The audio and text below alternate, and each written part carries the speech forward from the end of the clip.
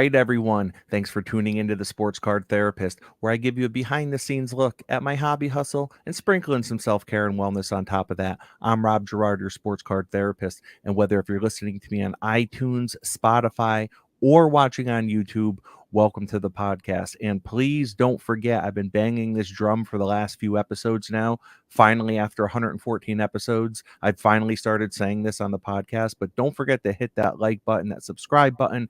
Please leave a review of the show, 5-star preferably. It just helps with the show's growth and whatnot, so I really appreciate it. Love getting all the DMs from people saying that they're listening to the pod, watching the show on YouTube. It's been amazing. It's been amazing. So this is episode 114, season 3, episode 14, if you are keeping count. And I have a special guest on the show. I have a returning guest, someone who is turning into a regular guest on this podcast. I have Drake's PC on Instagram. Drake, how you doing? Rob, man, I'm doing fantastic. Thank you so much for having me back on. I think I was on in August and September. We skipped last month. I was having withdrawals, but I'm excited to be back on the Sports Card Therapist podcast and talk some wrestling cards. Beautiful, man, beautiful. And yeah, so is this your third or fourth time? Third time on the show, and that's including the roundtable? No, the roundtable will make four. Roundtable, so this is your fourth, man. That's awesome. Yeah, that's a pretty good percent. That's a pretty good percentage for sure. And I love having you on, and even though I know that our kind of focus, if our micro lens tends to be geared toward wrestling cards and wrestling collecting, I think on a macro level, which on a macro level means on a broader term, like as in a wider lens, I think that the talks we have, man, are really about the hobby in general and collecting in general and maybe trends that we're seeing in general. So what I like to say to people is, like, if I'm doing a group, right, I'll be doing a group with a bunch of guys, and if I say, listen, just because someone's talking about their addiction to alcohol doesn't mean that and you don't drink, your drug of choice might be heroin or marijuana. That doesn't mean that you need to just shut down from listening to what he's saying about alcohol, because really, mentally, all you have to do is swap out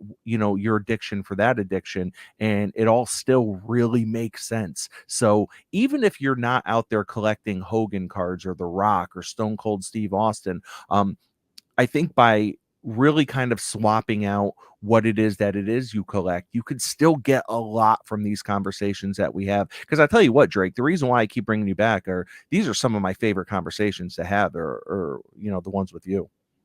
Same here, Rob. I love coming on the podcast. I love our conversations. I think they're great. I think there's a lot of value that folks can get from it. And, I think that's the point of these podcasts, is to spread the awareness, create some value, things like that. And I think, what you said about looking at the macro is so true. And I think back to when I re-entered the hobby in 2019, I was taking that shotgun approach and, just buying everything I could and all this kind of stuff. And then as I started to narrow down my collection, the next year into Peyton Manning, Drew Brees, and wrestling cards, I started to look across social media and listen to podcasts around like other players maybe and cards that they loved, or parallels or inserts and things like that. And say there was like a late 90s basketball card where somebody liked the Essential Credentials or Star Rubies or something like that. I would be like, oh, well, let's go see if there's one of those cards for Manning. And sure enough, there would be. And so, at the time that I bought it, people weren't talking about it, didn't really care about it, things like that. So I think it's always important to, if we're talking about somebody that maybe you don't collect, that specific person or maybe that specific sport, but you like that insert or like that parallel or like that type of card, go look and see if the person or player or whatever in that area of the hobby that you collect, if they have a similar type card, if that appeals to you. Definitely. Absolutely. And I think with these conversations, and really with everything in life, right? It's like, take what you need, leave the rest. Most of the time, there's some really good information there if you just, kind of remain open-minded. But before we get into this, we were talking right before we came on, you just had a mail day. So before we even get into what we're talking about, do you care to share what you just got in the mail? Absolutely. So first card I'll share is I think everybody knows I'm a big gold fan. So this is Oh, the Hulk Hogan 2022 Select WWE Gold Prism. This is the concourse oh, level, and there's so much to like about this card. You know, he's doing the flex with the pythons. You can see the HUL of the Hulk sign in the background. oh. You know, this one's numbered 9 out of 10. It's a cool card. And one of the things that was interesting about this card is whenever I first saw it in the set, I was like, I kind of like it. I don't know that I love it, even though I collect Hogan. I don't know that I love it enough to get it. But then the more I thought about it, I'm like, you know, most of my Hulk Hogan collection is centered around Hulkamania and the red and yellow and, you know, that kind of stuff. And I really don't have many of his pre Hulkamania type cards. And there's really very few pre Hulkamania type cards. And so I Because felt he's that in the white trunks on the exactly, select card. He's in the white trunks, something that he, got away from, I would probably imagine, between 83, 84. exactly. Now his ringside card from Select, he's actually in the red and yellow. Yep, where he's Um, got his hand up to his yep, ear, like exactly, over the exactly. ropes. Yep. Exactly. So I just felt like for my Hulk Hogan collection, I needed you know, something for that wing of the collection, maybe that wasn't represented well in that area of my collection. So You know what? Let me tell you. First of all, are you part of any Hulk Hogan group chat on Instagram? the only, I guess, one that I was in was our Hulk Hogan kind of Our round collector table? card. Yep, the round table one. That's the only one. So I think that, moving forward, I'm probably gonna make that a little bit more active, hopefully with your help, because um, I know for a fact that if I saw that card, I would have been bidding on that card, and I would imagine I probably would have put a higher bid on than what you told me your highest bid was. We don't need to say what you paid for or what the high bid was, but I would imagine I would have put a higher bid, so I would have bid you up, you would have bid me up, like kind of thing, and just unbelievable though. I mean, because there's a few of us Hulkster collectors out there, and that's an incredible card. I would love to have that card, and I think that the Select brand, regardless of what sport it is, I think that the Select brand is kind of looked at as the lesser version of Prism. So I think when Select came out, the Select Gold isn't going to have as much demand as that Prism Gold. But you never know, because card sets over time tend to take on a different legacy as the years go on. So we don't know where Select will fall. We don't know, I think we all feel like Prism's probably going to be the set, but we don't know. I mean, Select has some gorgeous cards, some gorgeous sets, some gorgeous years. So hopefully we'll be seeing more from Select when it comes to wrestling.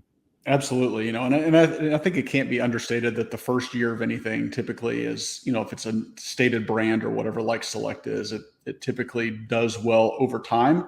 But a lot of people, you know, they really liked Prism when it first came out, and it was the first, and Prism has that name and all that. But I've seen more collectors kind of kind of uh, like jump into the Select brand a little bit more because they like the designs, they like the different parallels and things like that. And when you look at right with like a Prism Gold, for example, you basically just have the true Prism Gold, whereas with Select you have the different levels like the Concourse, the Premier, the Ringside, the Mezzanine. So there's more opportunities to get different levels of cards of someone that you collect, which is kind of cool. Yeah, definitely. And I know I've talked about it on the pod before, talked about it with you, but with Select, what I loved is it introduced some other personalities that Prism didn't have, right? So Prism, when they released their 2022 set, there was no Mean Gene Okerlund. And when he came out in Select, I thought about just some of the most iconic, I mean, to me, there's nothing more iconic than these 80s promos that were cut all throughout the WWF. I could remember just so many of them, so many. And Mean Gene was just always front and center with these guys, really being that guy that tied everything together. So, I went out and I bought, spent a decent amount of money, which Mhm. wasn't much because they're cheap, Right. but I bought up as many as I could, man. And so I've been enjoying the Select as well, and hopefully I'll be grabbing one of those Hulk Hogan golds. There's only 9 more left out there, so That's right. Absolutely. So the other piece of my mail day, I think you know, you and most of my listeners know I'm a big fan of the 2014 Chrome set, and so this is Paul Bearer. Um, Oof. And Probably that's a the PSA 10 gold. it's a PSA 10 numbered out of 50. It's a pop two. Um, Wow. and so there's a cool, a few cool things about this card. First, I'll show. I'd wanted one for a long time because I wanted to pair it with the Undertaker Gold PSA 10 from the same set. Wow. And you just think about the historical significance and the great angles, and just, I mean, Paul Bearer played the gimmick so well. I mean, it was probably like maybe 10 years ago I found out his name wasn't Paul Bearer. Like, I truly thought that was the guy's name. And just the makeup they used and his voice, I mean, it's just, there's so many iconic moments in the history of wrestling. And I think he helped make the Undertaker be who he was. And when he wasn't with the Undertaker was still awesome, but it was like there was always a piece that was missing. And so it's weird, that card, there's 50 copies. I've only seen a couple ever transact in the last 2 years. So I don't know if they're buried in collections, still in boxes or whatever, but I've learned there's actually a pretty big Paul Bearer collector fan base, and a lot of people who really go hard on Paul Bearer cards. And Wow. whenever that one was in auction, it was really competitive. I probably paid more than you think that someone would pay for a Paul Bearer, a manager type card. But Yeah. there's a lot of people who collect them, a lot of people that like them. But I love the 2014 Chrome Gold set. I think the best part of the whole deal is that card actually came from Brett McGrath, Stacking Slabs, who you had on last week. That came from his collection. So it's always a great feeling to pick up a card that you want, but I think it's an even better feeling to get it from someone that you know, and someone who shares the same love for those type of cards like you do. And you know what? I mean, talk about really tying in the conversation. You getting that card from Brett, and you were happy to get the Paul Bearer because it tied and paired those two things together. When I had Brett on last week, Brett from Stacking Slabs, we discussed how we love pairing things together. And I think that conversation started because I had mentioned how, when I was showing off my Eli Manning collection a few weeks ago and doing a full week of Eli, when I got to the 2007 and 2011 year cards, I was able to pair a card with a Super Bowl ticket stub, and he was the Super Bowl MVP of both years. So I loved being able to find unique ways of pairing things in my collection, right? A 2007 exquisite Eli Manning with a Super Bowl stub from that year where he was the MVP, or a 2011 gold refractor with the 2011 Super Bowl stub where he was the MVP. So when you can find unique ways to do it, and it's and be able to kind of like showcase those things, and I mean, it's just, I love it. I love it. Yeah, there's nothing more fun in the hobby than like curating a collection to what fits you and what really defines you. And there's no right way to hobby. I think that's the problem. Is there's sometimes can be a lot of sheep in the hobby and want to follow what somebody else is doing or something like that. But I think where people have the most fun and get the greatest joy from their cards and from the hobby is when they kind of do their own lane and kind of curate their collection in a way that best fits them. Yeah, and definitely one thing I can say about you is you like curate your collection in a way to where, you know, I mean, I think Peyton has a little bit of recognition, right? And maybe in the wrestling card community, the guys that you go after have some of the recognition. But really, with your collection, I mean, you're not a mainstream type guy, right? I mean, you really PC Peyton Manning, Drew Brees, and then wrestling cards. Correct. Yep. But you do it in a really, really fun way, and you go big, right? You're getting golds. You're getting, I mean, you could say it better than I can, but yeah, I mean, you have really curated your own collection, unlike anyone else. Right. It's fun to me to get cards that other people don't have, right? And that to me is what makes my collection unique and all that kind of stuff. Like, yeah, that may make them more valuable and that whole sort of stuff. But you scroll through Instagram and scroll through other things of social media, and it's like you see the same cards over and over and over again. And if you go to a card show, you're looking through showcases, and a lot of times it's just the same cards over and over and over. And then finally you see something different, and it kind of stops you in your tracks, and you're like, wow, that's something I don't see every day, and that's kind of cool. Maybe it's not even somebody you collect, but it's just a cool card to kind of stop you in your tracks. And so that's why the cards I buy and what I choose to collect and things like that, those are ones, if I'm scrolling through eBay or scrolling through a marketplace or scrolling through an Instagram story, I see a card that just kind of like stops me in my tracks, and you get that feeling. It's like I've got to have that, and that's the type of cards I want for my collection. Yeah, definitely, man, definitely. Now, so shifting gears a little bit, have you been watching the new Vice TV show about the wrestling territories from the 70s? Oh man, it's such good content. I love the roundtable discussion, just a bunch of old dudes just talking wrestling and talking old stories, and guys are like telling them they're full of crap about a story and just reminiscing about stuff. And it really was the wild, wild west in those days. And with me personally, kind of growing up in Memphis, and especially with the first two episodes focusing on Memphis, it a lot of nostalgia for me. Some of the stuff happened either when I was too young to remember or before I was born. But my dad grew up going to watch Memphis wrestling, and he's told me tons of stories about some of the things that went on and things of that nature. And it's just, I mean, it's wild the stuff that went on back in those days. And I mean, and you got to remember, right? Like back then, people, I think mostly, even adults, still assumed a lot of this stuff was real, right? So, Jerry the King Lawler, who I just have a complete newfound respect for, really after watching the territory episodes, he talked about how someone was waiting for him in the parking lot after one of the shows because he was a heel. He was a bad guy, and someone was waiting for him in the parking lot and as Jerry the King like sped at him because he's like, this guy's going to try to hurt me. The guy threw a brick right through his front windshield because he was that good of a character and that mean of a character. And then, Jimmy Hart, who I just bought a select gold of out of 10. I was pretty happy with that. As soon as I got done watching the episode, I think even during I started scrolling for Jimmy Hart golds. I was like, so I grabbed one, and he talked about getting shot with like a handmade like pellet gun or something, Mm-hmm. right? And it Yep. struck him and he got shot, and they found the guy, right? I think they got him, and it was like because he was that annoying and that much of a menace.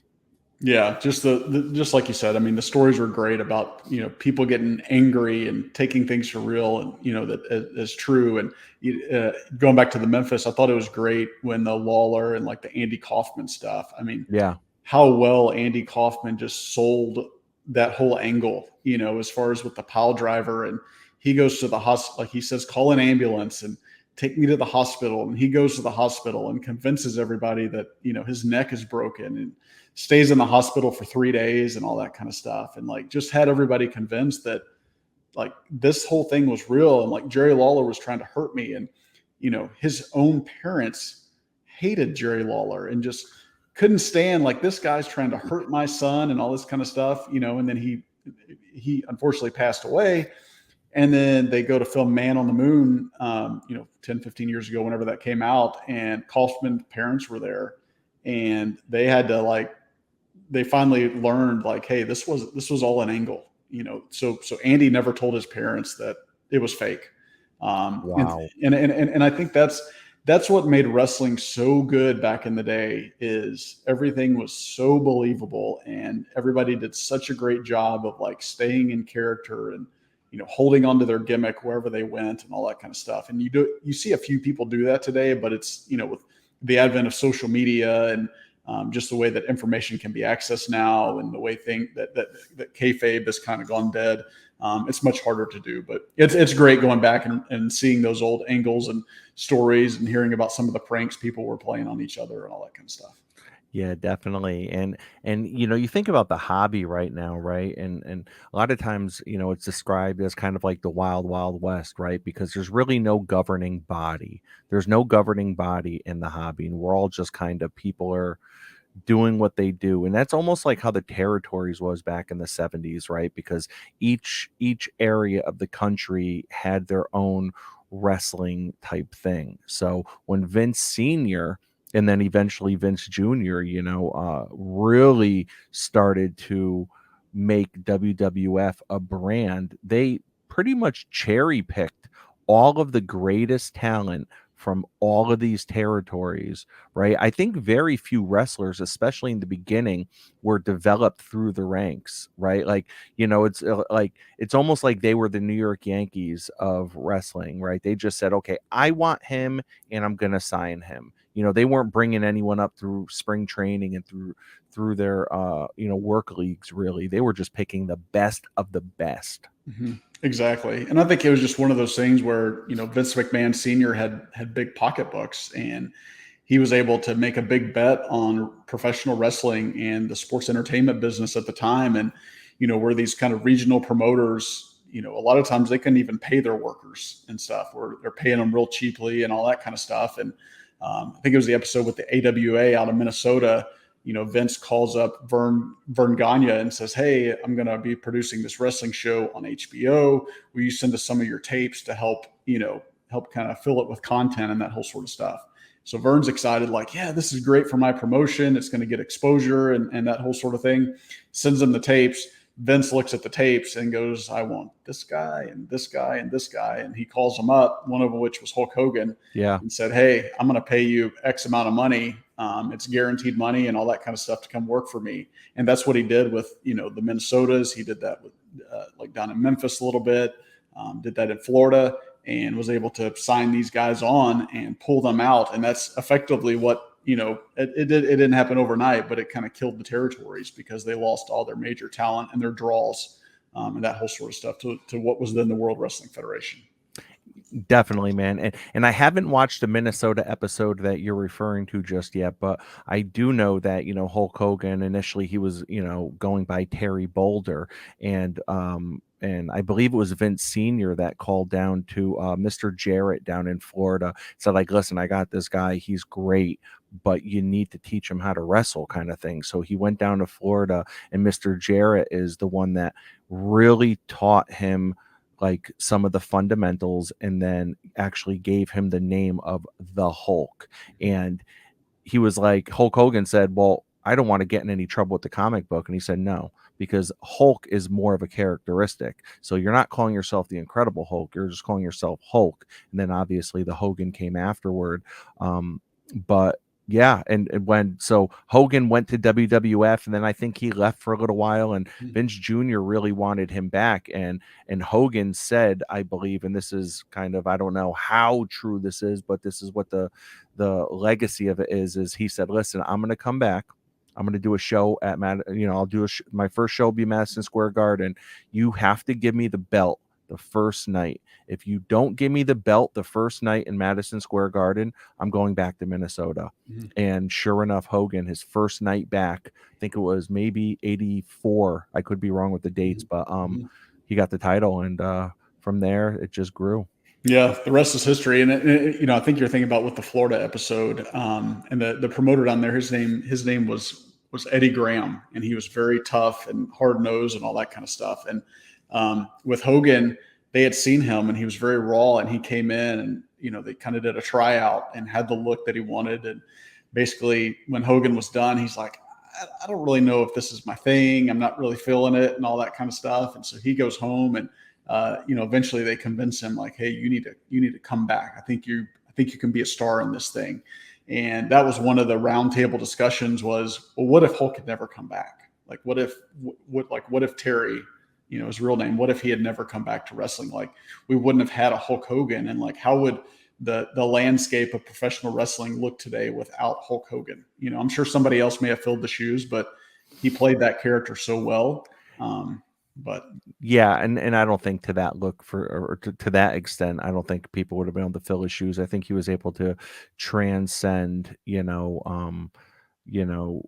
just, I mean, to become one of the most famous people on the planet. And I think that WWF is what it is, obviously because of Vince, but really because of Hogan. And sometimes for ha-has, I'll go back and I'll watch some of these Hulk Hogan promos with Mean Gene.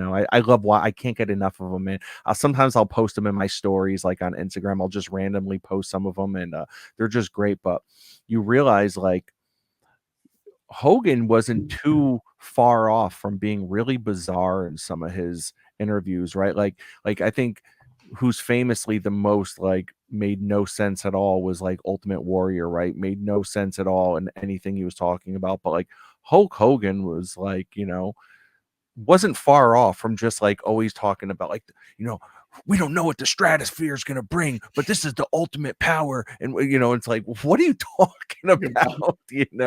But he just kind of, he had the look though. So that's really all that mattered, and he was the ultimate package. But yeah, Yeah. Oh, yeah. It's one of those things. If you actually, like you said, break down what all he was saying and all that, you're like, what in the world was going through his head? But it didn't matter because all it was he was hulking up and had the oil all over him. And when he was done, you were fired up. You didn't really know what you were fired up for, but you were fired up. yeah, yeah, absolutely. I feel like we could do an entire episode on Hulk. Just how, just over the years, almost every wrestler that worked with him just kind of like hated him. Like, you know, he always preached like team and locker room, but he always had his own separate locker room, and he was the only one with a separate locker room. And especially when he went over to WCW, he just kind of just alienated himself. He's the only one with his own locker room. Meanwhile, Scott Hall and Kevin Nash, they were all in the locker room with everyone else, but Hogan was always kind of separate. And but yeah, no, it's all good stuff, man. I love the history. It's so weird because I don't watch really any of the current wrestling. Like it just doesn't do it for me. I think my collecting in general is just, it's just always driven by nostalgia. But you know, it's crazy how the Attitude Era just kind of came in and changed everything really because they Vince had to have an answer for what WCW was doing, So you went from like these like weird bubblegummy type kind of characters, Yep. that Like a were like trash man and a clown and all this. exactly. Yeah. You went from that to like Stone Cold Steve Austin, who was almost like the anti-hero, over the course of like a year, so no more Bozo the Clown. Now we're doing guys like Stone Cold. It's like Exactly. they had to have an answer because, Mhm. it's like they saw the direction it was going. Oh, for sure. Well, and then you think of that on the male side as kind of that anti and crotch chop and suck it, and then they bring in all these female models and they're doing the bra and panties matches, and I mean all that kind of stuff, which totally appealed to the male demographic that they were trying to hit, and it just took off like a rocket ship. Yeah, absolutely, man. So yeah, we're almost already 30 minutes into this thing.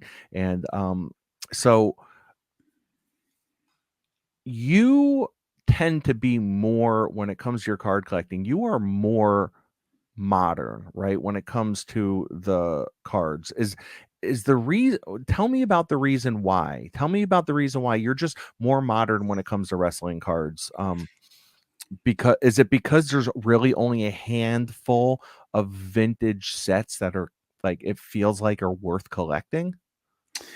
I think that's a little bit of it. I think to me, just the modern cards, they appeal to me more whenever I look at them. Like they speak to me more, and that's just an individual thing. That's like everybody can collect how they want to collect, but like when I wish I had more, but like if I look at the Undertaker card and he's doing the leg drop and it's got the shine on it and that whole sort of stuff. I mean, that kind of takes me back to that moment with the card versus say just like a headshot, if that makes sense. Like it's cool and it's historical and that whole sort of stuff. But like I think about it, if you go into like a baseball card, there was a Juan Soto card where he's getting like the Gatorade poured all over him and all that kind of stuff. Like that card looks cool to me because it's capturing that moment in time versus just like a senior class photo shot. Like if that it like if that makes sense. And Yeah. as someone who collected in the 90s, I was big into Tops and loved the Tops Chrome and Tops Finest and all that kind of stuff. And so that stuff just appeals to me more. And when I got back into wrestling or really got into wrestling cards, there wasn't a whole lot of talk about modern wrestling cards. And I think it was actually Brett Stacking Slabs. He was the first one who told me about like, hey, there's these like 2014 Tops Chrome. You may want to look into it. I know you like shiny cards. I know you like golds and all that kind of stuff. And as soon as I got into that, I was just completely hooked. And I loved it for the same reasons that I liked, the 90s Tops and like Tops Chrome, Tops Finest, that kind of stuff. Yeah, yeah, and I tell you, it's I love that we can sit here and talk about the different ways we collect because you gave great reasoning for why you prefer modern, and I know for me, just in terms of like vintage, whether if it's, if we're talking about some of these hand cut cards from Japan, these Japanese cards, I know I have a 74 Andre the Giant. Um, I don't have that 73. I can't wait to get my hands on a 73, man. I almost pulled the trigger a couple times, but it just, but yeah, um, so I think what appeals to me so much just about vintage in general, not even just vintage wrestling cards, but I think about the journey that that card has had. I think about the journey that card has had, the people who have owned it, what it meant to them. I think about what the world was like at the time that this card was printed. I think about if it was after I was born, I think about maybe what I was doing, or even the 86 or 85 top set, for WWF, I think about what wrestling meant to me at that time when Mhm. it was released when I was 4 years old, and modern, don't get me wrong, right? Because, I'm buying up some modern too, but for the most part, I think I would really prefer a card that has been through a lot of different people's hands and have really stood the test of time and lasted through the years, rather than coming straight off the printer, straight off the cutter into my hands. Because to me, that doesn't really tell a story. Like I don't feel a ton of nostalgia for 2014. Mhm. You know what I mean? Like, I think back in 2014, like, yeah, I think that was the year I got my master's degree, and I'm like, that was a cool year. I went on vacation here and there, but it's like I just feel, differently when I think about a 1974 Andre the Giant, because I think about how like my father then was only 18 years old and what he must have been doing during that time. So, but the cool thing about the hobby is we collect in all different ways. Exactly. Well, and I think I do have a bit of vintage in my collection. I do have modern, and I totally agree with all your points. I'm completely, and I'm sitting here and I'm looking at your mantle and I'm looking at your Ruth behind you, and I love those shots. I love the stories that they tell. And I think I treat it in much the same way with a lot of my cards. Is I enjoy, like, the Paul Bearer that came from Brett. I love knowing that he had it before I did, and Yeah. then I got it, and then if I move it someday, maybe it'll go to somebody that I know. And so I love just kind of knowing about the journey of those cards, and it makes it less of like a transactional thing and more about the history of the card, and like why it's cool, and like that kind of stuff. And Rob, like, I know you're a therapist, but you're kind of in sales too, because as you're telling me about the reasons to like vintage, when we get done with this podcast, I'm probably going to go start searching vintage wrestling cards. So dang you. Yeah, no, no, definitely, man. But yeah, no, it's awesome, and it's like I know we talk a lot about in the hobby about helping a card find its forever home, which is awesome because I think that forever home concept means going to a place where someone's going to hold it, they're going to love it, right? And they're going to love it. But if every card in the world found its forever home, then we would never be able to curate our collection. Or, Right. or if we did, it would only be through modern, right? Only through new sets, and that's it. So it's like, yeah, I want cards to find their forever home, but I want it. I think it just and they said it actually on the crossover this last week. I loved it. I actually messaged both Josh and Chris when I heard it. They were talking about how a guy owned a card for like 10 or 15 years. It was in his PC, and then he finally decided to move it just recently, and now it's been sold 6 times within the last year. And they're like, listen, the streets own it now. It belongs to the streets now. It's like, man, that's terrible. Imagine owning a card for, 15 years and just loving it and then saying, "You know what? I think it's time to move on." And then you see this thing is just treated like a $20 bill. Exactly. Yeah. That's gotta hurt a little bit, right? It's gotta like hurt your heart just a little bit.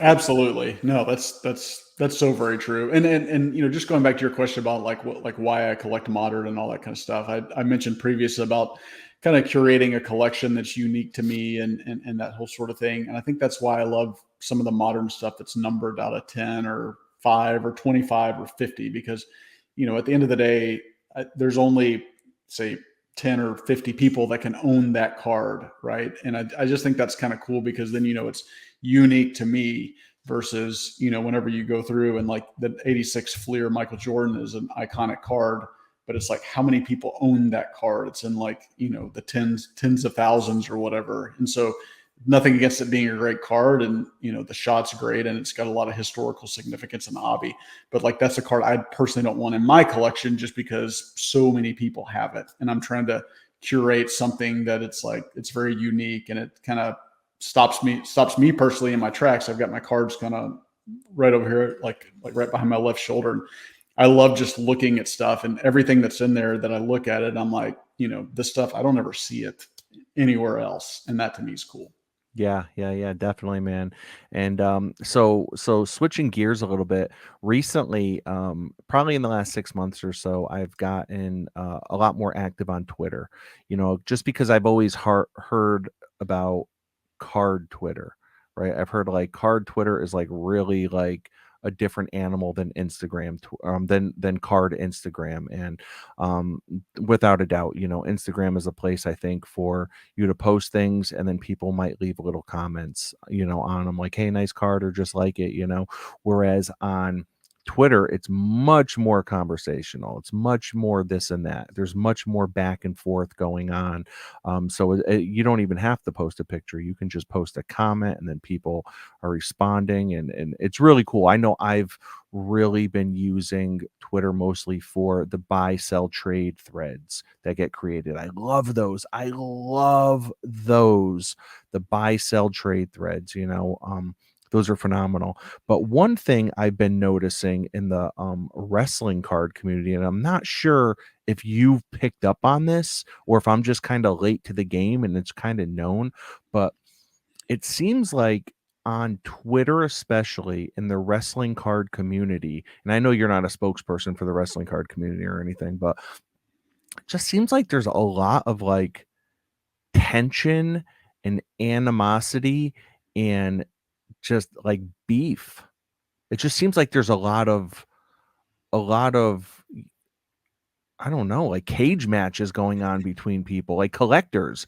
And they will like call each other out and put them down and put down their collections. And it's like I've never really seen this like kind of before in the space of the hobby. Like, can you speak on that? Like, am I just seeing things or No, I think that's absolutely correct. I think the one thing I'll say in the beginning is I do think we see it in other segments of the hobby where, somebody collects an ultra modern player, and say that player gets hurt or has a bad performance, and then everybody jumps on Instagram and all they want to do is talk about how poor of an investment was and how people were stupid to buy into that person and that kind of stuff.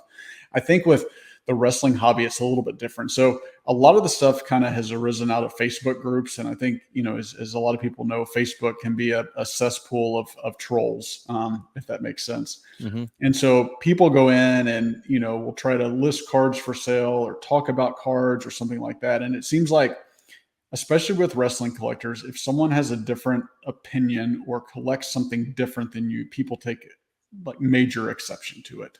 Like there's a lot of times there can be no common ground. It's like, hey, here's who and what I collect, and if you don't like it, then I don't like you, kind of thing. And I don't know if it a lot of it has to do with the whole like heel versus face in wrestling and people liking to take those different angles, like that whole sort of stuff. But I think it does kind of permeate itself a little bit in the space, and especially on Twitter, we've seen several feuds amongst people, and I don't know all the backstories, things like that. But it's definitely a problem, and I wish everybody could just come to an agreement and just all be happy. Like number one, that's the way that I am. I want everybody to get along and everybody be happy and nobody beefing with each other. Because in a way, if somebody's new thinking of entering into the hobby and they're going, oh, well, I should, like here's this person that I should follow, and he sees that person like constantly complaining or like downplaying somebody else's collection or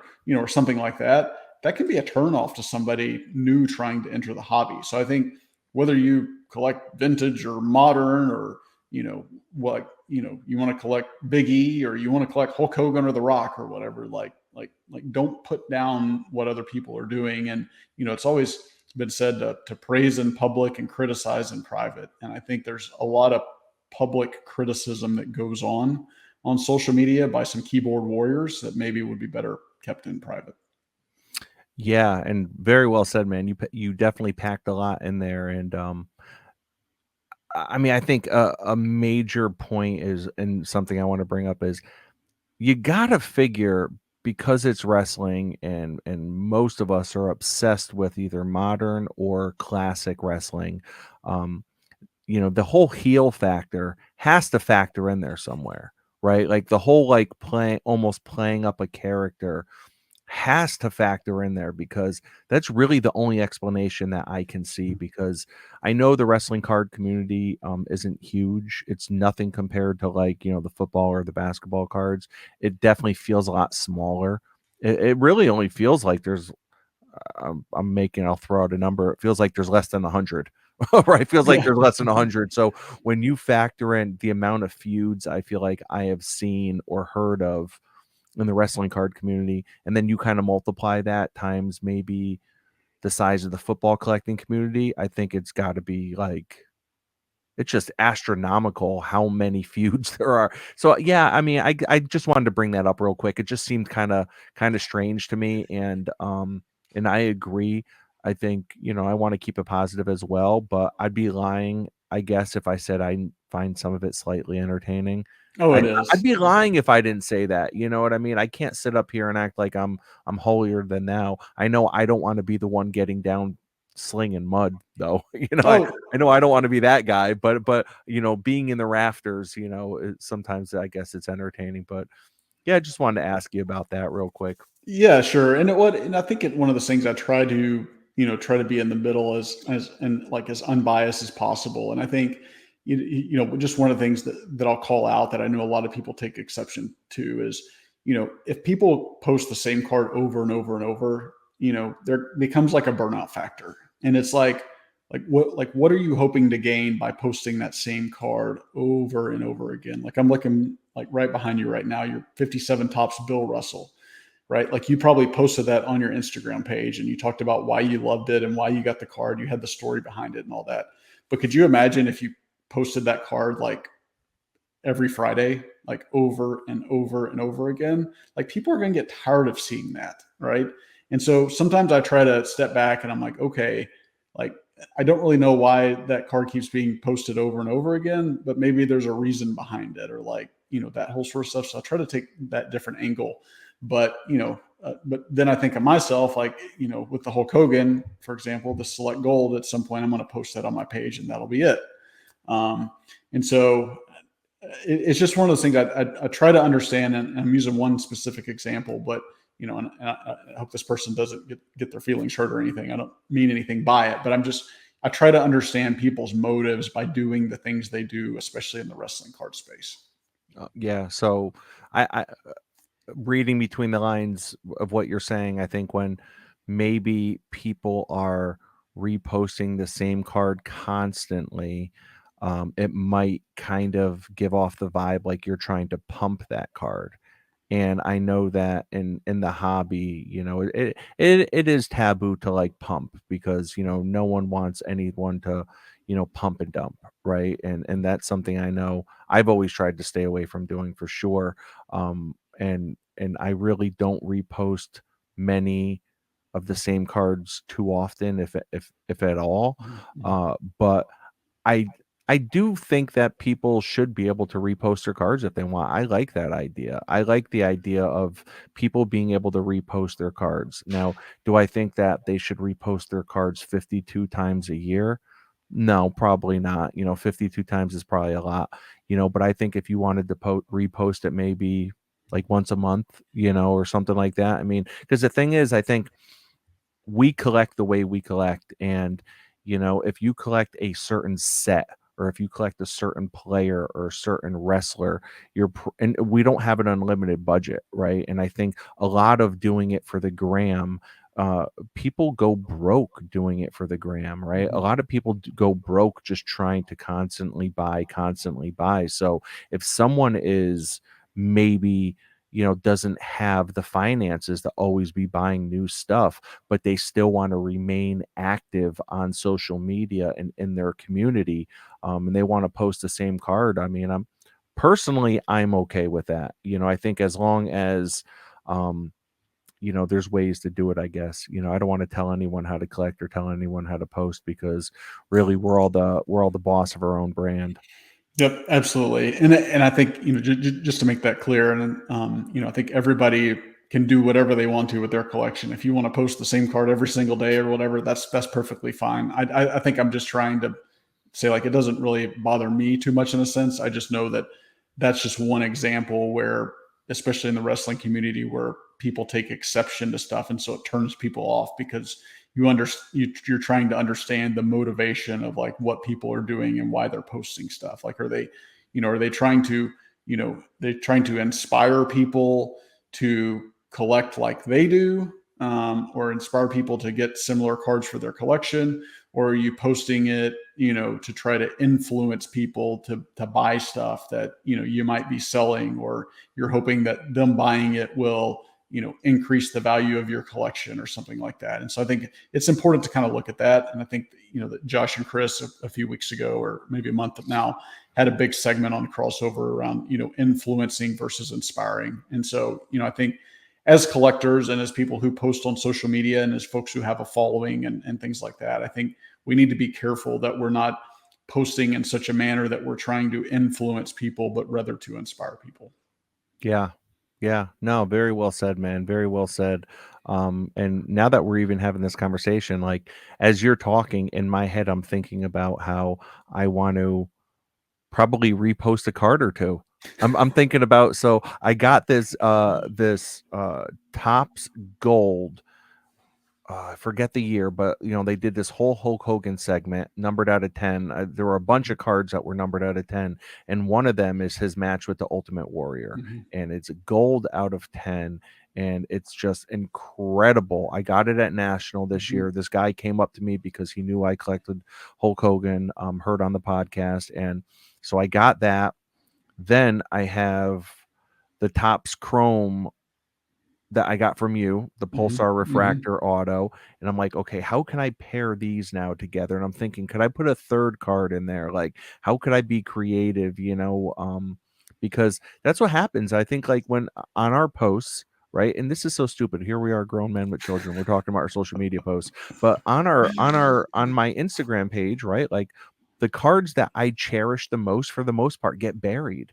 Mhm. They get buried, and I want to be able to, kind of, you know, I don't know if it's show them off or just like get a little bit more joy out of them, Mhm. and by posting it, because I know I'm going to my Instagram page on a regular basis. I might not always be pulling that card out of my Zion box though on a regular basis. So Mhm. if anything, it's almost like I'm looking at the NFT version of my card on Instagram, you know what I mean? So I'm more doing it for me so I could still see it and get a new memory from it.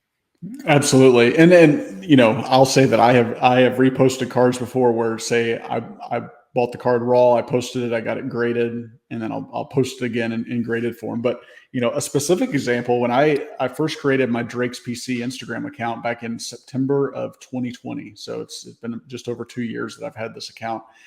And one of the first cards I posted was my LeBron James SP Authentic Rookie Auto, the BGS 9.5/10.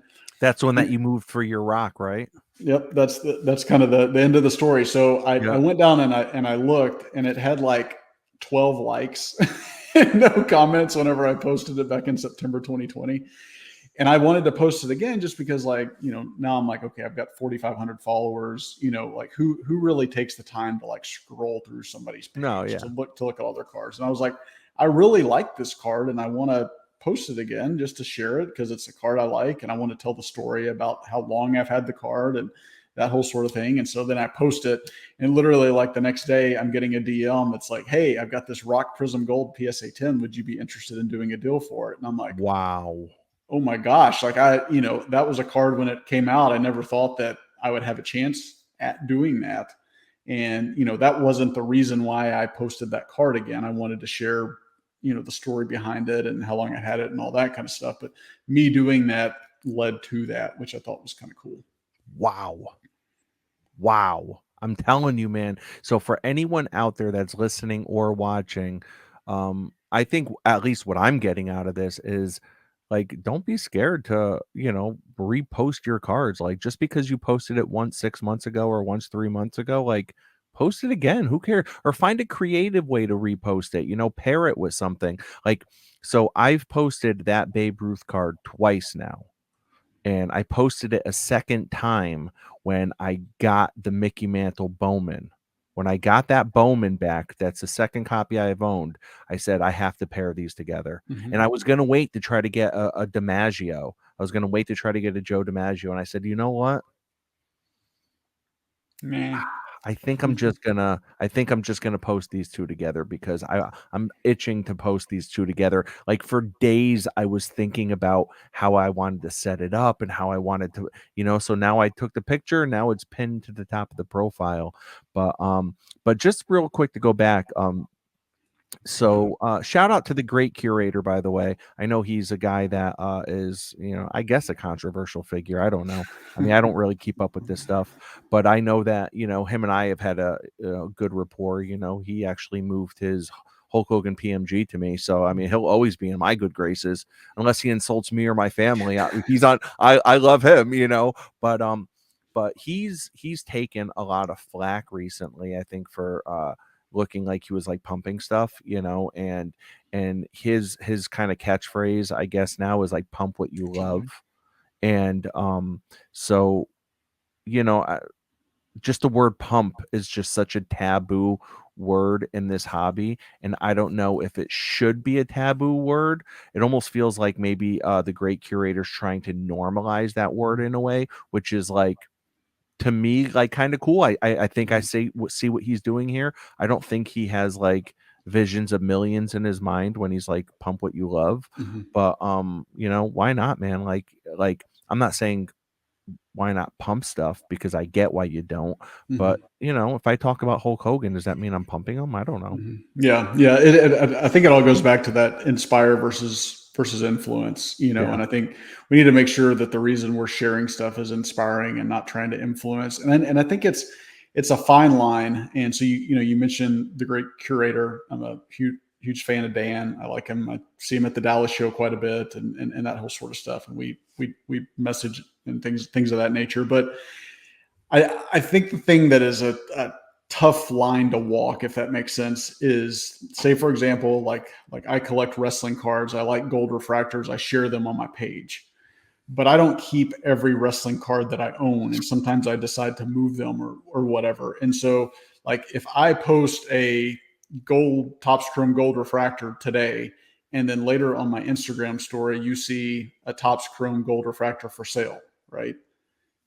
Someone could look at that and say, well, did Drake post his card trying to like pump it up to help that sale, or why did that take place? And so I think it's just a fine line. People that transact a lot, I think, have to be careful of, because the stuff you share about and you talk about and all that kind of stuff, if then on like your next story post you're like for sale, right?